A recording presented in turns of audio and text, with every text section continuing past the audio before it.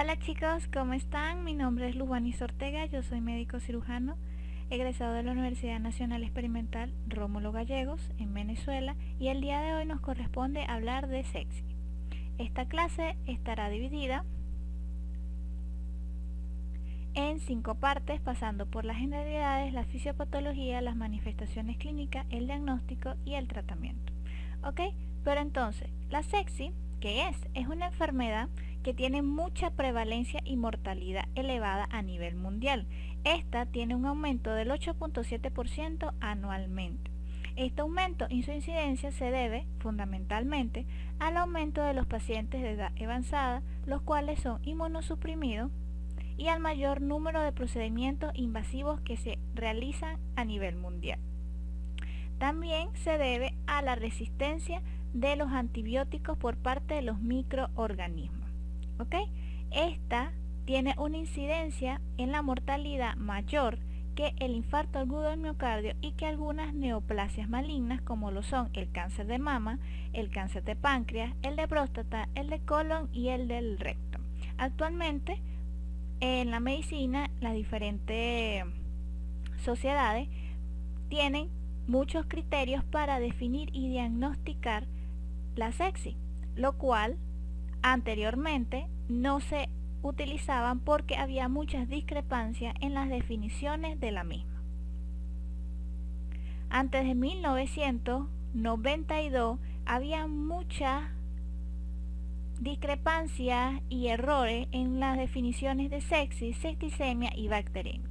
Y no fue hasta 1992 que Roger Baum, junto con el Colegio Americano de Tórax y la Sociedad de Medicina Crítica de Estados Unidos, crearon conceptos y definiciones que se utilizan hasta hoy en día para diferenciar lo que es una sepsis, una bacteremia y las diferentes subdefiniciones de estas dos.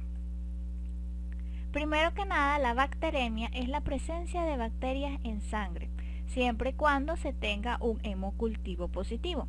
Por otro lado, el síndrome de respuesta inflamatoria sistémica, que no es lo mismo que sepsis, es una respuesta sistémica a una gran cantidad de estímulos que se va a manifestar por los siguientes criterios, los cuales son 4, que es una frecuencia cardíaca por encima de 90 latidos por minuto, una hiperventilación con una frecuencia respiratoria por encima de 20 respiraciones por minuto, o una presión de CO2 menor de 32 milímetros de mercurio, un aumento en los leucocitos por encima de 12.000 o una disminución de los mismos por debajo de 4.000, una presencia de fiebre con una temperatura de mayor de 32 grados centígrados o menor de 36 grados centígrados.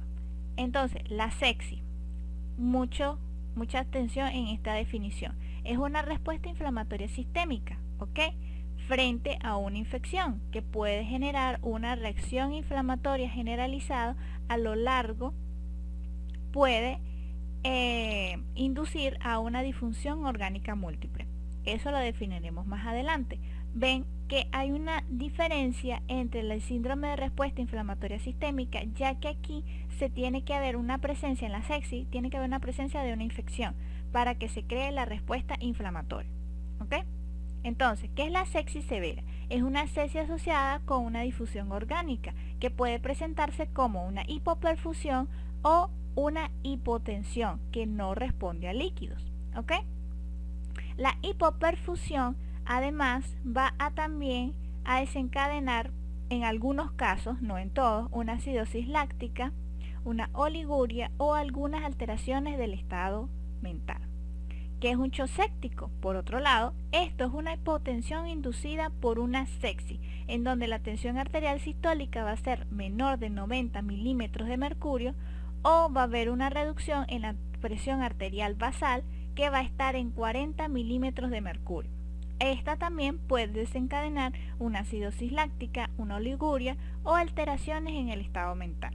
Ok, la última definición que lo había dicho anteriormente en la sepsis, que es la disfunción orgánica múltiple. Es una función orgánica alterada en un paciente críticamente enfermo, en el cual la hemostasia no puede mantenerse sin una intervención médica.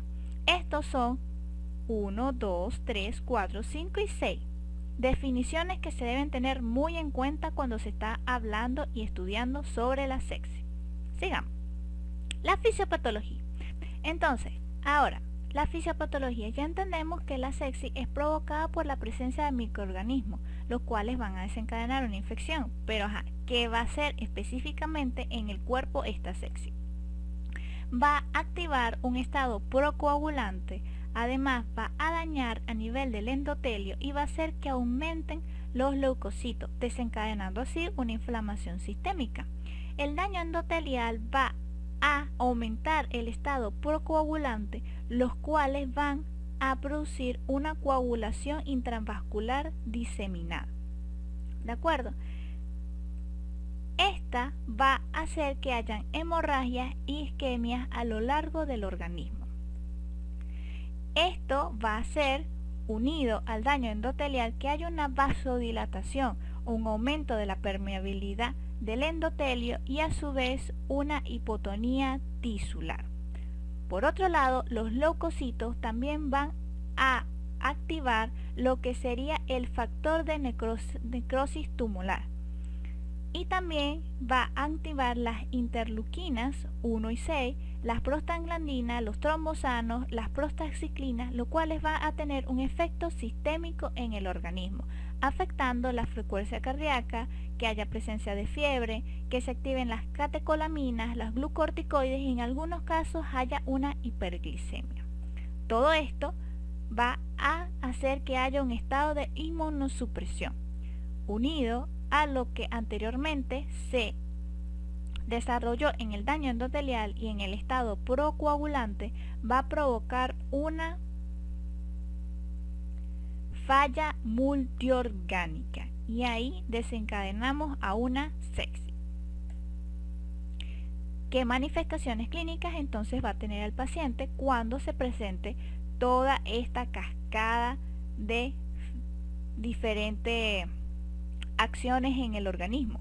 Va a tener confusión, desorientación, disnea, cefalea, aumento en la frecuencia cardíaca, escalofrío, incomodidad y algunas otras que vamos a ver más adelante en este cuadro. ¿Cuáles son los criterios diagnósticos para la sepsis? ¿Ok? Ya les definía que va a tener variables generales como son la fiebre, la hipotermia, la frecuencia cardíaca por encima de su estado normal. En algunos casos va a tener taquipnea. En algunos casos va a haber una hiperglicemia y si ustedes notan en los criterios que yo les estoy explicando, verán que están o por encima o por debajo. Esto es la variabilidad en la sepsis. Está en los dos extremos de los estados normales, de los valores normales. Está en los dos extremos. Puede estar por encima o puede estar por debajo. Eso es lo que hay que tomar muy en cuenta. Va a haber variables de inflamación como va a haber leucocitosis, leucopenia. También vamos a tener una proteína C reactiva. Va a haber variables hemodinámicas como una hipertensión arterial sistólica por debajo de 90 milímetros de mercurio o una presión arterial media por debajo de 70. También vamos a tener variables en la disfunción orgánica como va a haber una hipoxemia arterial, oliguria, entre otras cosas. ¿Ok? Ya que todos estos criterios son un poco engorrosos de aprendérselo, podemos utilizar una escala que se llama QI-SOFA, la cual nos trae 3 criterios que nos van a ayudar rápidamente a definir que el paciente presenta o no sepsis. Tenemos el QI-SOFA, que sería el resumen de la escala SOFA. El QI-SOFA tenemos 3 criterios que son la alteración del nivel de conciencia, la tensión arterial sistólica y la frecuencia respiratoria. En la tensión arterial de conciencia tenemos que debe tener una escala de Glasgow menor de 13 puntos, debe tener una tensión arterial sistólica por debajo de 100 milímetros de mercurio y una frecuencia respiratoria por encima de 22 respiraciones por minuto. Si presenta positivo alguno de estos criterios sumados a una infección, ya podemos definir sin otros laboratorios que el paciente presenta una sepsis. Pero esto solamente es en caso de emergencia, ya que tenemos otros laboratorios y tenemos más calma de poder diagnosticar bien al paciente, es que presentamos la escala de SOFA. La escala de SOFA es un pequeño cuadro en donde tenemos los diferentes niveles normales de la parte respiratoria, la parte cardiovascular, la parte hepática, la parte del sistema nervioso central y la parte renal. Dependiendo de qué valor presente el paciente en sus laboratorios, es que vamos a definir si presenta 1 o 2 puntos. Si el paciente presenta más de 2 puntos en esta escala, sumado a una infección, podemos definir que el paciente tiene una sepsis. Les recomiendo hacerle un capture a la pantalla y guardarlo para su estudio. ¿Cómo vamos a tratarlo entonces? Primero que nada hay que tratar el foco infeccioso y tener en cuenta estos 17 puntos. Primero, reanimación inicial. ¿Cuál es la reanimación inicial? Atacar al paciente rápido y preciso. Colocar un acceso venoso central. Listo, ¿cierto? Ahora, vamos a diagnosticar al paciente. Diagnosticamos primero clínicamente. Si tenemos tiempo, lo diagnosticamos obviamente con nuestra química sanguínea, con nuestro PCR, con lo que tengamos a la mano. ¿Ok? Una terapia antibiótica que cubra todo lo que nos está haciendo la sepsis, es decir, que cubra el foco infeccioso, controlar la fuente de la infección. Vamos a tener una buena terapia con líquido. En el caso de utilizar cristaloides debe ser de 500 a 1000 cc, y en caso de otra hidratación se debe ver en el estado del paciente. ¿Ok? Todo esto va a ser así definido por parte, por orden, hasta llegar a las metas que tenemos.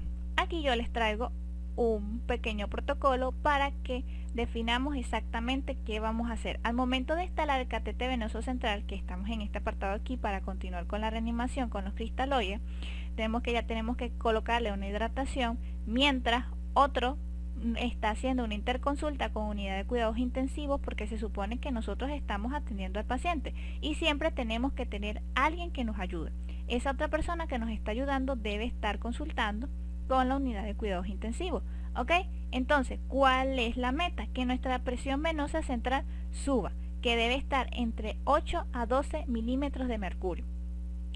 Colocamos los cristaloides endovenosos. Luego esto nos va a ayudar a que la presión arterial venosa central suba a 65 milímetros de mercurio, que es nuestra meta. ¿Ok? Utilizamos vasopresores como puede ser norepinefrina o dopamina. ¿Ok? Esto nos va a ayudar a que aumente la presión del oxígeno. Entonces transfundimos glóbulos rojos, colocamos otros agregados en caso de que el paciente lo necesite. En caso de que el paciente necesite, utilizamos agentes inotrópicos o entubamos, o utilizamos agentes analgésicos en caso de que el paciente esté en un estado grave. ¿Ok? Ya que tenemos estas metas logradas, no podemos quedar ahí. Tenemos que colocar al paciente en observación y definir exactamente qué es los siguientes pasos a seguir. Este protocolo debe utilizarse en las primeras horas que se ve al paciente. El tratamiento antibiótico, muy importante, debe colocarse durante 48 a más de 72 horas si no se ha definido que presenta el foco infeccioso. ¿Ok? Estas son las bibliografías que utilicé, muchachos. Siempre les recomiendo estudiar un poco más. No se queden solamente con lo que vean. Estudien y prepárense. Bueno, chicos, esto ha sido todo. No olviden seguir a la academia en sus redes sociales. Hasta otra clase.